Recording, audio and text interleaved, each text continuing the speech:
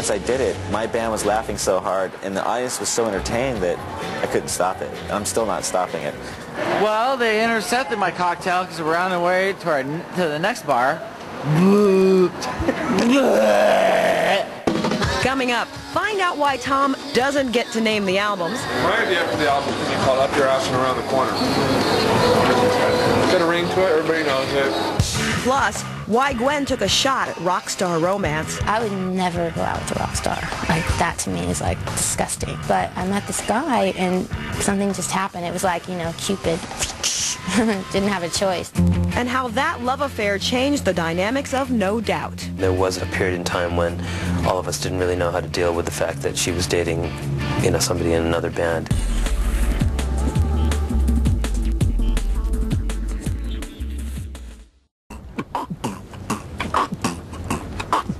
Hey, what's up? My name's Gwen, and that is Tony. That's Adrian. That's Tom Dumont.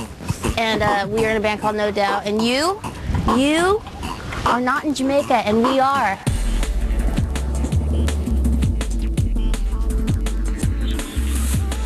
When we toured on Return of Saturn, we spent like every day after the show, the boys set up this room and they had like this dance hall party. We decided that maybe the good thing to do would be to come to the source of where dance hall music is from and work with the best dance hall producers we can find. It was just an idea we had. We're like, let's try and record some of this stuff in Jamaica. We wanted to come and see, you know, where it all started and, you know, try to absorb some of the vibes. So here we are. It's a miracle. What are you doing, sir?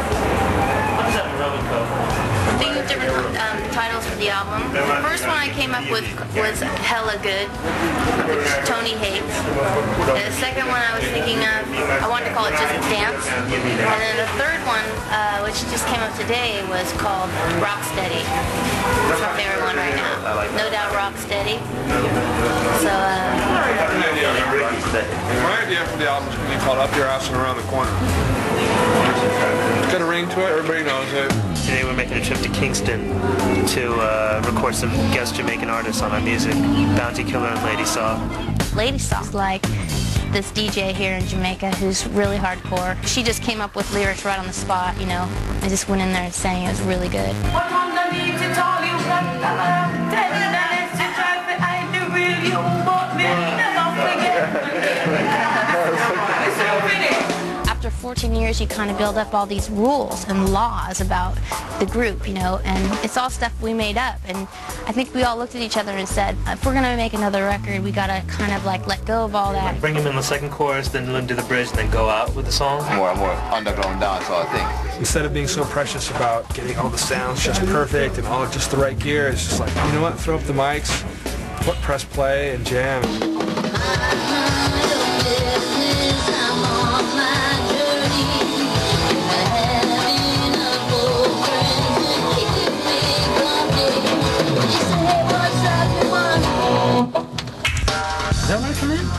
The difference in when you were writing Return of Saturn to writing Rocksteady, just lyrically and in terms of their whole vibe, it's night and day. I took the idea of writing that last record very seriously, and I think that in some ways it was a good learning phase to go through, but it's kind of not what No Doubt's about. Damn, that was so much fun because it sounds great in there. Yeah. Rocksteady was going to be fun, and it was going to be about the process, and it wasn't going to be about any kind of restrictions. I know how to make you laugh. It was going to be about freedom. So good.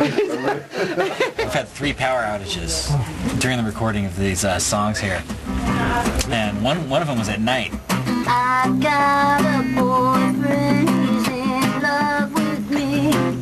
So flashlights come out, and we just kind of hung out. I like the fireflies. Yeah. Cruising around. Let's see. No, Oh, that is disgusting, but amazing. That was at home. It would be a catastrophe. Everyone would be going, oh my God, we're losing so much money in the studio and blah, blah, blah, blah, blah. But here it's like, you know, whatever. We'll take a break, have some beers, and go back to recording. It's mellow. We're actually living all on the property right now where the recording studio is, and it's amazing because the jungle basically meets the ocean. We have an amazing view. Food is great. and we're totally isolated, so there's no distractions at all. Everyone I've asked about the Jamaica recording sessions doesn't tell me about the recording session. They tell me about Jamaica. Why is that? What happened there with you guys? It's so funny. It was like a blur. It was just so much fun. Sometimes when you're in Jamaica, they give you this thing called rum. Rum. And there was so much stuff to do in this 2 weeks, but we managed to pull it off, even with all the distractions. We get this great Jamaican breakfast every morning. I dare you to eat one huge scoop of that in your mouth. No way. I'll totally give you $20 right now. No way. 500 US, not even worth. And then we go down to the Blue Lagoon and we swim. We'd end up spending the whole afternoon, 5-6 hours in the sun, and we had so much fun together. During the whole 14 years, we've never recorded outside of California, which is kind of crazy, It's inspirational just being able to go out every day, sunbathe, and just feel the island, and then come back here and take that energy that we capture and translate it into music. It's a beautiful thing. Hey baby, hey baby, hey. Hey baby, hey baby, hey. Boys say, hey baby, hey baby, hey baby. Tony's a star on this record because he was the most free on Rocksteady that he's ever been. First one you said was E, right? No. Tony, you're punching it too hard.